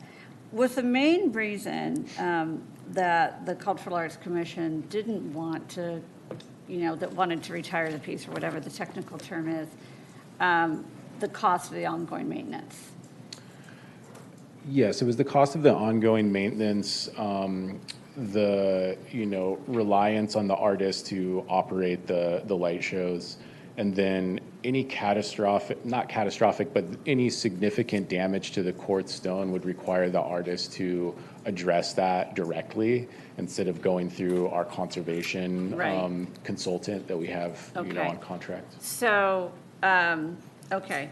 Because I would suggest that if we're going to, you know, if Councilwoman Tarnay's motion, which I like, that if there's any significant degradation, you know, the court site is somehow damaged, whatnot, then it's retired, basically, right?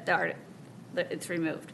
And I think we would need to have a contract that says that, and we have to draft that, because I don't want to enter into that agreement and it starts, you know, the court, I'm not saying the court site is going to peel off. I know it doesn't peel off or whatnot, but you know what I mean? I want it to look good and not have to, incur costs to then replace the court site. So I really do appreciate that motion, but really want to see a contract for that. Those are my comments. Councilmember Tarnay. I just wanted to clarify some numbers. The $500 a month, is that including insurance, or is it just maintenance? That's not something I'd listed as part of the $500, but yeah, so no, it wouldn't be, because in the contract, there's basically a menu of maintenance like scenarios, and you know, the artist has to kind of build the city based on that menu of options. So that's really the only way they can get access to those funds. So unless we want to outline insurance as being part of that 500, it's not right now. How is the insurance being paid right now? If you don't know. By the artist, yeah. By the artist? Yeah, personally by the artist, yeah. Can we ask the artist what goes into, are you all okay with him coming down to answer? So let me maybe just poll all council colleagues, because we do have this rule to preclude people speaking twice on an item, but in this case, this is very specific to the artist. Absolutely. We don't have a heady agenda. I would have no objection if my colleagues do. No, absolutely. In which case, please, come on down again. I think there's some questions for you.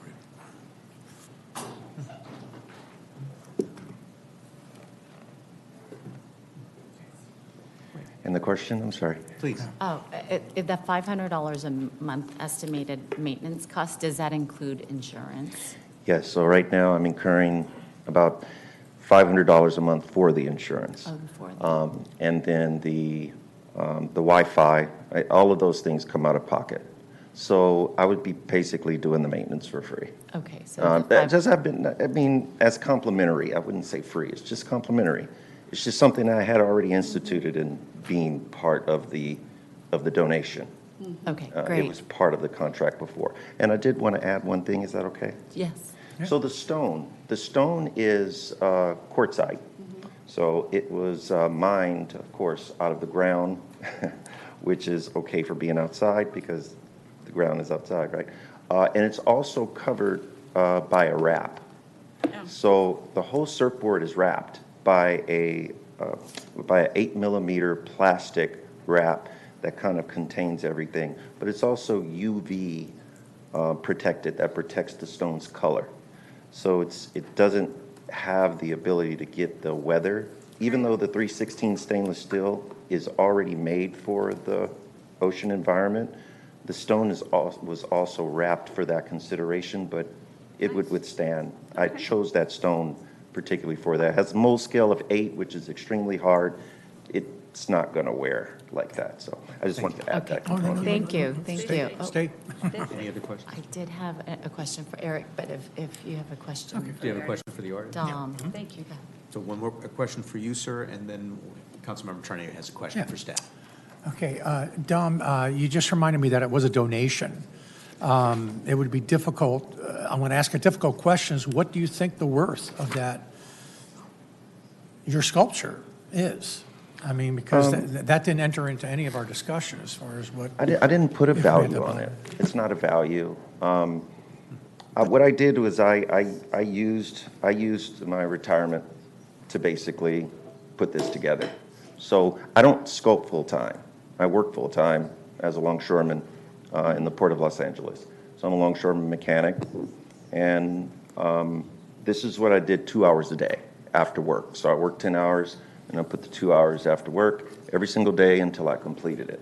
I made every single piece by hand. This is not what is it called? This is not poured or molded. This every single piece was welded, polished. It was cut. It was measured. It was put together. All of the soldering of the lights were specifically done by me, all the programming. So this is a project that, I put together, just solely by myself. I received no help at all. So I don't have a monetary type of value of the art at all. I've never had it appraised.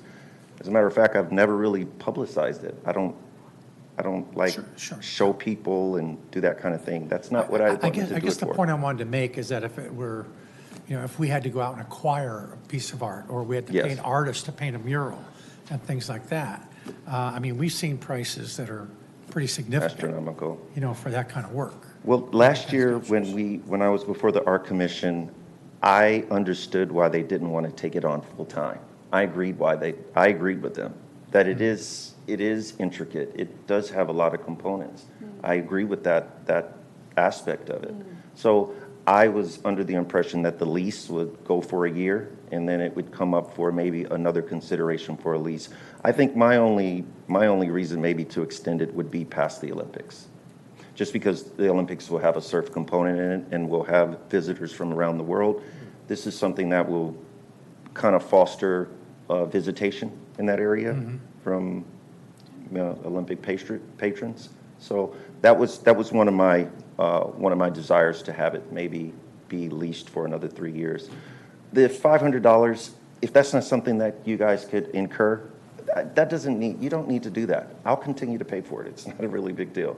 I would just really like to keep it for another 3 years so that the neighbors can enjoy it, the businesses can enjoy it, and if it's not something that the city wants to continue to keep, I totally understand, and I'm truly grateful. Okay. I am. Well, you answered my question. I was wondering earlier is what did you want to see? Just a lease up until the Olympics. Sure. Maybe until September 5th, 28th. Go ahead, then I do too. Sorry, I had a question for Don. Don, thank you. You mentioned on the Moz hardness scale, it's about an 8 quartzite. Will this, in your opinion, you use this because it was a hard substance, like, is it something that will last? You feel, if you used it in the past, and does it last outdoors? Yes. Great. Councilmember. Yeah, I just have a comment while you were standing here. Incredible branding with the T-shirt, the hat, and then the pendant. Did you make the pendant as well? Yes. Well done. Great. Thank you. Any more questions for the artist? Thank you. Councilmember Tarnay, did you want to continue? City Manager, did you want to offer anything? We'd like to recommend whatever the motion may be, if it includes extending the lease. It would also need to authorize the city manager to review and approve the lease on behalf of the city, but also, depending on the number of years that the council selects to go with in terms of a lease, we would need to multiply that by $500 per month per year, and add that to the amount that's in the contract right now, which is $7,000, and just to finalize that, there will be a new amount associated with the agreement, but then also that it would be not just for maintenance and repairs, which is what it says now. It would have to include operations, and if the council wants that to include insurance, that would have to be included as well. Which is probably why he, I think, was asking for a stipend originally, so it's to whatever. Oh, but you're saying if he has the insurance, then he indemnifies us, or? If the council is willing for that amount of money to go toward insurance and maintenance and repairs and operations, we just have to write the agreement that way. So right there, got it. Is there a motion? Okay, now where did we leave this? Do it, Nina. Okay. Going to Do your try to best.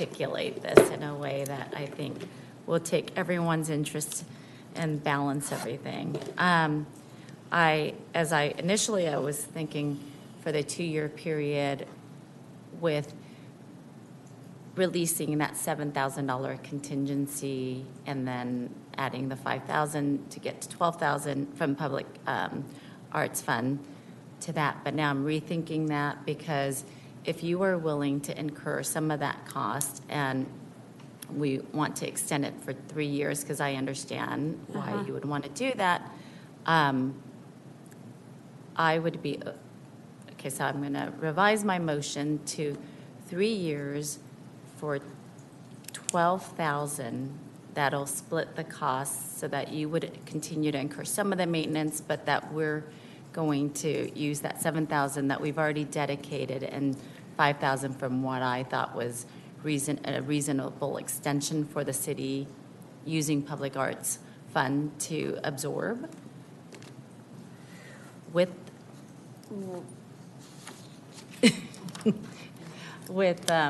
the addition of what's been recommended by our city manager, including the caveat that if there are any damages, that it would be the onus of the artist to remove, and we would give him 30 days notice to do so. Friendly amendment. Sure.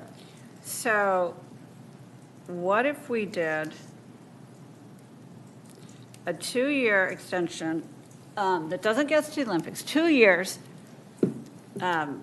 with a caveat to go another year? So an option. An option to extend. But I would do I would like to do the full, the artist has already incurred costs for a year doing this on his own, so I don't want to say split the difference going forward. So I would say a 2-year extension, which with a total of $12,000 additional, because that's $6,000 Extension a of the year, lease. Mhm. and he should probably recoup some of that original $7,000, right? So is that The $7,000 hasn't been released yet, so we would release Okay, that so we're $7,000, okay. add another $5,000. Okay, so make that $12,000. So 2 years. Okay, my friendly amendment would be 2 years with the $12,000 total. And with and giving the city manager the ability to enter into that contract. With a 1-year option? Yes. Okay. Can I ask a question? Would that 1-year option have to come back to council, or no? I would rather it not. I would like it to. Just to make sure that maybe there's a whole plan. Maybe in that time period, I'll tell you why. Maybe in that time period, the Cultural Arts Commission has created a whole citywide Olympic art plan. And we should consider what we have, but we could consider, so maybe we don't know what's going to be on the horizon. I want to do 2 and have the option come back. That would be, so press that button I'll second that. Council members, to clarify, would that be one option for extension for 1 year? Because we have to specify both in the contract. Yes. So it's a 2-year extension. Yes. Plus for $12,000. Yes. Incorporating everything you suggested with a one-year option that will come back to council for triggering. Mayor Pro Tem Howard? Mayor Pro Tem Franklin, I'm looking at Councilmember Howard. Did you have anything else you wanted to add? No, I just wanted to hear it restated. So. Yeah, Great. thank you. Any other council comments or questions? Seeing none, call for the vote, please. Do you have any Mr. Mayor, questions? just Yes, please. just one clarification. That would be the start date of these extensions. The current date is April 4, 2023 is the effective date. So at this point, we would end up with the 1-year extension in April of 2026, which I think is before the Olympics. So if we started, if basically it was a 3-year extension and including within that, or 2-year, excuse me, starting that now in August rather than in April, then it would allow us to get through. Yeah. So basically, Yes. it's 2 years plus 4 months Okay. for this initial period. Yes. Does that change the monetary amount, though? No, No. I don't think, okay. So, sorry, not to complicate things more. Motion passes 5-0. And Mr. Mayor, if I may, I just want to thank the artist for coming down. You had an impact. Thank you. All right, thank you very much. All right, now we will move on to City Council requests and reports, including AB 1234 reports. Are there any reports? No, sir. All right. In which case, we'll move on to M, future agenda items. I have one, but do any other council members have one? If you want to go first, I pressed my button, but Sorry, I didn't see that. it's okay, sir. I'm used to being invisible. Mine is I would just be looking for a second vote for the older adults that are looking for additional space for programming. There's not enough room at the Jocelyn Center. They're oversubscribed. There's been an interest in exploring other options, including what the staff costs might be. And so for staff to really explore it, there needs to be some council direction. That would be what I'd be seeking a second. I second that. Okay. So I'm hearing a There's fight a for second between Councilmember Tarnay and I Mayor thought Pro Tem. deference to the older adult. Wow, we're that's all really old ageist of you. Councilmember Hope. I would. Thank you. I appreciate your comments in the beginning of the meeting, Mr. Mayor, about our residents on 2nd Street, and I appreciate what our city manager said about priority. But I would like to direct that we place additional importance and really, take a look at the traffic abatement mitigation issues there. I have just one question, because my understanding is our traffic engineer has a little bit on his plate that he's working on, quite a number of immediate items. There is a process for studying different neighborhoods, and I wouldn't know off the top of my head when that area is subject to be How about reviewed. it comes back, and if there's a second from this? I would second it, Okay, and maybe you can be a report on that. yeah. Thank you. You might not have enough time or whatever, but then we know that. Thank you. No, you're absolutely right. Any other council members with a future item? Seeing none, is there a city manager report? No further city manager report, thank you.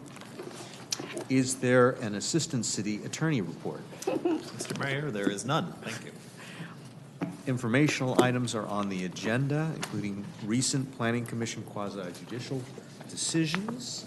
There's no further closed session, in which case we will be adjourned to the Project Pulse study session on Tuesday, August 26, 2025 at 5 p.m. in the City Council chambers here.